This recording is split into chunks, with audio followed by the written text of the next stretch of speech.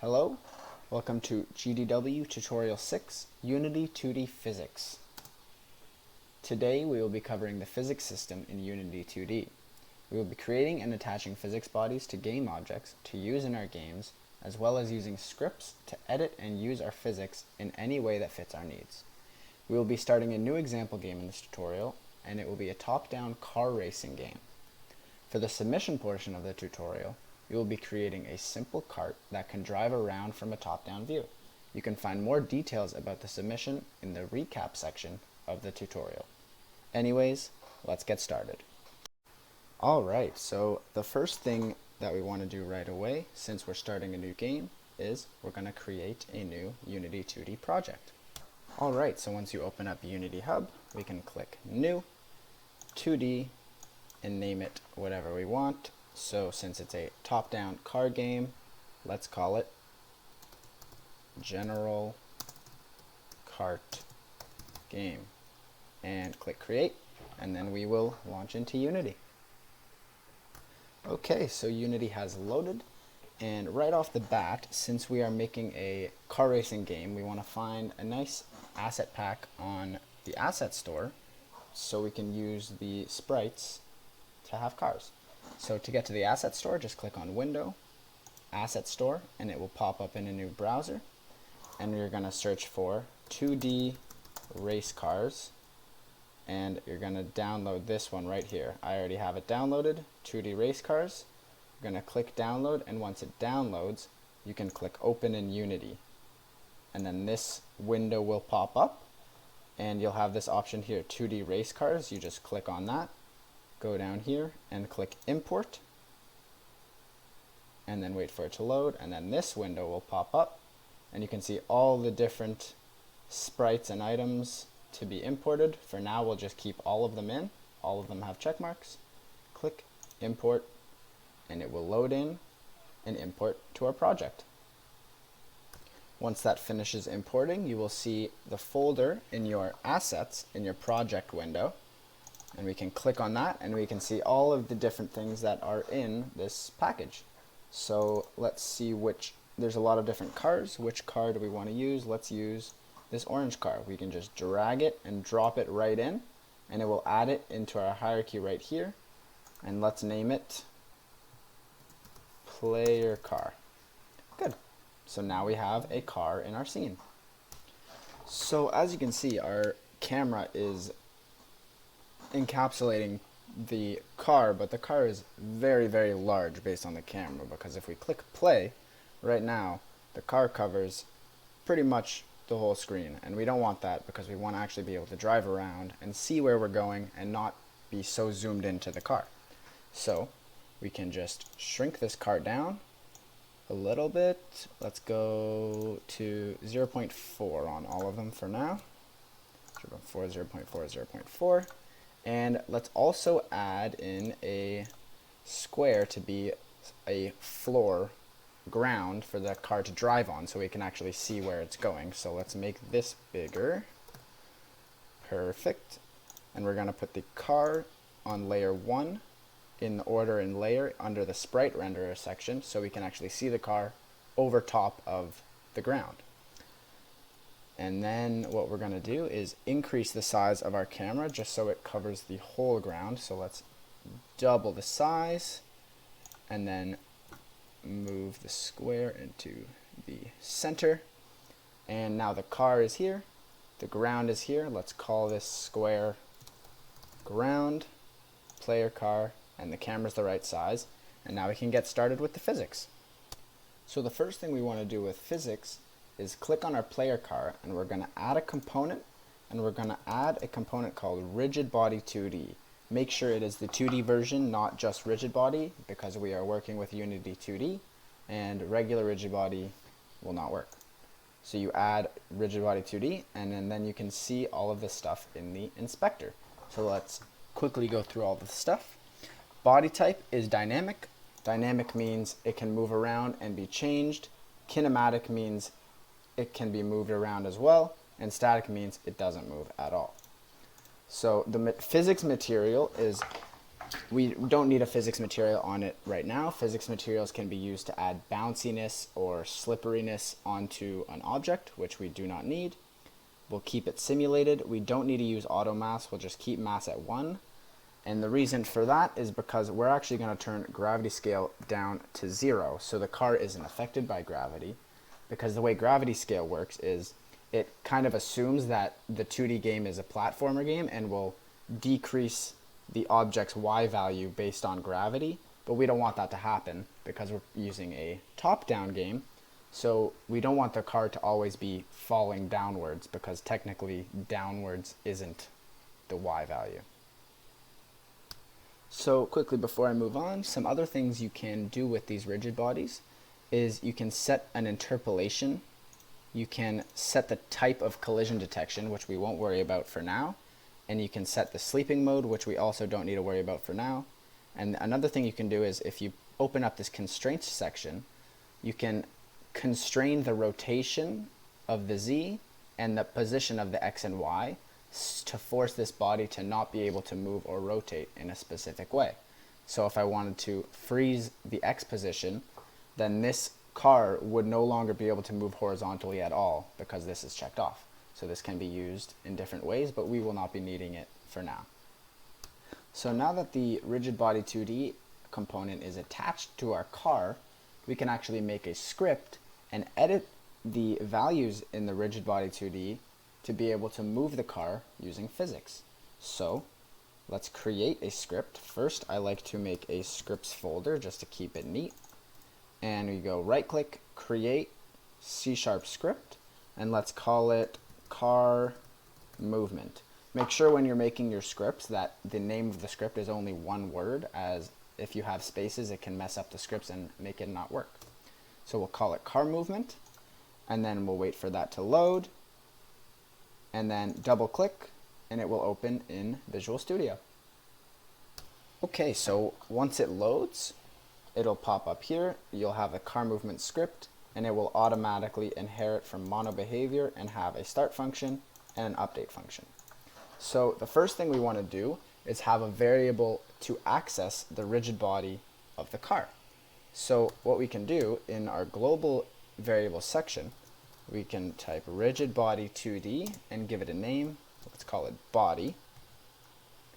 And then in the start function, we can write body equals GetComponent Rigidbody2D, end it with open and close brackets. Done. So now this body variable has everything in the Rigidbody2D component of the game object that this is attached to. So if we go back to Unity right now, it'll load up, and then we can click on player car. We can take the script and drag it on, and now the car has the script. So this rigid body is what's going to be accessed in the script for this car, because we have this GetComponent line. This line also works on any component that you could have on any game object, as long as the script is on a game object that has a component that you're trying to access. This will work for any component that you can add. So if you wanted to get the transform of the car, you can do the same thing as well. You would just write transform, give it a name, and then in the start function, you would do the name equals GetComponent transform. And it works the same with any type of component you want to access in your scripts. So the next thing we can do is actually start editing the physics. So normally when we want to update something in a script, we would use the update function. However, Unity has another built-in function that was made for updating physics specifically. So if we go under the update function and we type in fixed update, and we go to it and click enter, it will automatically fill everything out. We can get rid of the word private because we don't need it there. And now we have a new function to work with. So this fixed update function is what we're going to be doing all of our physics edits in. So the first thing we want to do in this fixed update function is obviously make the car drive. And to make the car drive, we want to get an input from the user to actually drive the car, because it's not going to drive by itself. So we want to actually be able to control where the car goes. So the first thing we want to do is set up an if statement for input. So if we do if input dot get key, and then open and close brackets, and inside of here it takes one parameter for the key that you're going to press down. So you want to type in key code dot and then the key that you want to use. So let's use W for forward movement, and then we're going to open and close that, and then we're also going to create one for backwards movement as well. So input dot get key, key code S for backwards. Perfect. So now we're actually going to do our first actual rigid body function. So in this function we're going to need to use a few parameters. So let's create a serialized field, which this just allows you to edit the value of whatever variable you're creating in the inspector of Unity. So we're going to create a serialized field float, and we're going to call it acceleration power. Perfect. And then if we go back to Unity, we can, once it loads, we can click on the car, go down to our movement, and we can see the acceleration power, and we can edit the acceleration power to whatever we want. So for now, let's just make it 5, and then it'll save as 5, and then we can go back into our scripts. And in this if statement, for pressing the key W, we want to do body.add force, and this is the first function we're going to use in rigid bodies, and add force does exactly what it says. It adds a specific force to the body that you want to add it to. So if we do add force, and the first parameter, if we check here, it's the force vector, and then the force mode is the second parameter. So for the force vector, we want to do acceleration power times, we're going to do vector2 dot up, and that will get, if I hover over it, it's basically the shorthand for writing vector2 0 1, so it's getting the vector that moves upwards. And you know what, actually we do not want a vector always pointing up, we actually want the transform dot up. So this will get the up vector of your game object. So if we hover over it, it says the green axis of the transform in world space. So if we go back to Unity, we can see this green arrow is the green axis, so it will always apply the force in the forward direction of the car. Because if we rotate the car and we go back, we can still see the green arrow is pointing forward. So the transform dot up essentially makes it so it can always move forward when you click W. So let's go back to our script. So we have the acceleration power times transform dot up, and then we need our second parameter. So the second parameter is a force mode, so we're just going to type in force mode 2D dot force, and that's all. So that's just going to add a regular force of the acceleration power in the direction of transform dot up, and then always remember the semicolon at the end. And then for S, which is backwards, we're just going to copy paste it, but instead of transform dot up, we're just going to do negative transform dot up, and then that will go backwards. So if we save this script, go back into Unity, we can test it out.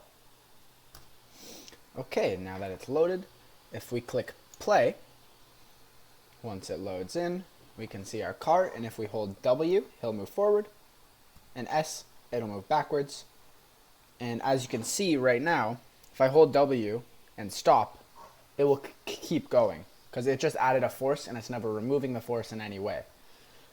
And the same thing if we go backwards, it'll just keep going backwards. And if we hold forward more, it'll speed up and speed up and speed up and speed up, because it's constantly adding forces. So to fix that from keeping moving, that's actually what the linear drag is for. So let's say we add 5 to linear drag as a starting value. If I click play again and then go back and stop, my car will stop. If I go forward and stop, my car will stop. so it won't keep going, and it'll actually stop the forces from continuing. So if we exit play mode, and that linear drag was actually a little too high, so let's turn it down to 2, and that's a good value for now. So you can obviously play around with all the values. If you want the car to be really fast, if you want it to be arcade-like, you can increase the acceleration so it speeds up really quickly. And you can also change the linear drag to change how fast it stops after you're not accelerating anymore. And you can kind of edit these values, and we'll add more values that are able to be edited to change the car driving to be exactly how you'd like it to be. But anyways, the next thing we want to add is steering, obviously. We don't want a car just to be moving forward. We want to be able to turn it as well. So let's go back into our scripts, and we can start adding steering. So for steering, we're actually going to use another way to get input from the player. So first we're going to make another new variable, and we're going to call it, we're going to do a float and call it steering input. And then in update, we're going to set steering input to be input.getAxis, and in there we're going to put quotes and we're going to type horizontal. So what this line does is it essentially gets any horizontal input put in by the keyboard and puts it into steering input from a -1 to a 1 value. So if the player is holding down the A key, steering input will be -1, and if the player is holding down the D key, steering input will be +1, and that works with the arrow keys as well. So this is another way of getting input other than just using the get key down for horizontal and vertical axes. And this can also work with game controllers as well, but it's a different axis, and you can look that up in the Unity properties and things like that. So as of right now, we have the steering input, which will either be set to -1, 0, or 1 based on the horizontal input from the keyboard. So after we have the steering input, we also want to make a steering power, the same way we made acceleration power. So a cool little trick with Visual Studio is if you're on a line and you hold Control and click D, it'll copy that line onto the next line, so you don't have to copy paste it. And then we can just rename this to steering power.